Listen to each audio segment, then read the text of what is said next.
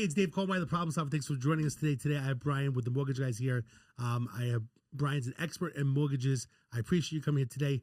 Tell us what the hell is going on with mortgages. Man, there's a lot going on right now, and I think it all focuses and centers around rates. I mean, we've been hearing for a year, 2 years even, that rates are going to come down, that, the economic data and the economy is not good enough to support these higher rates, and they're going to come down. But every month it seems that they keep the rates the same and they don't really come down, or they'll come down for a couple weeks and then they'll go right back up. So I think the biggest thing I'm seeing in the market right now for mortgages is rates.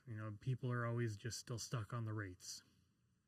It seems like my feeling is that the economy is such, I always tell people it's like a weird situation right now. I feel like people, they're kind of like frozen or by fear, and basically they just don't know what to do, right? And then even I have my brother-in-law, he basically saying, oh, maybe this isn't a good time to do anything. Maybe I should wait.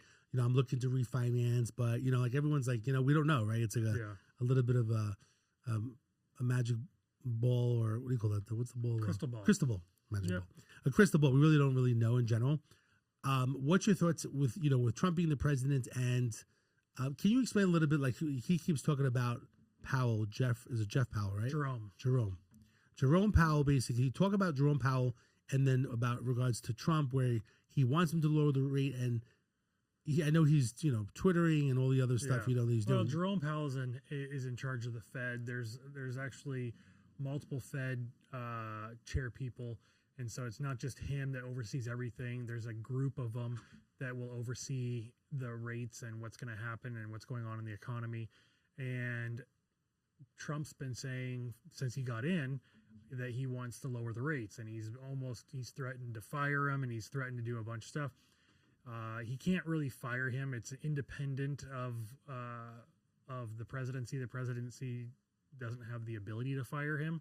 I think he's just trying to make it hard on him. He's trying to force him to lower the rates. The problem is that the Fed keeps saying, we're looking at these numbers, specific numbers, economic data that tells us when we should or when we can reduce. And every time that they come and they meet, they say they aren't hitting those thresholds that they need to see.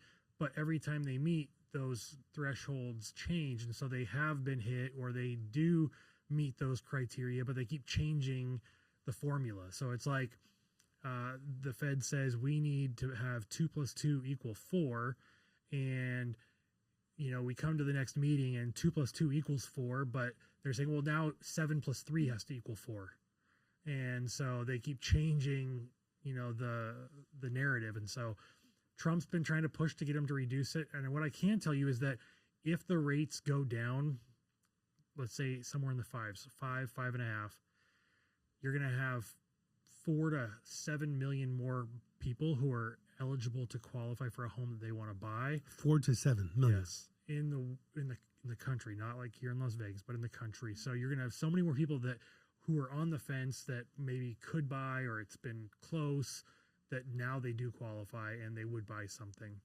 Couple that with some of the price reductions that are going on in the market and a home sitting longer. I mean, if that was to happen, you'd see a boom in real estate again. You'd see homes coming off the market quicker, 3, 4, 5 buyers for every house. So it really just, it's tough to navigate right now.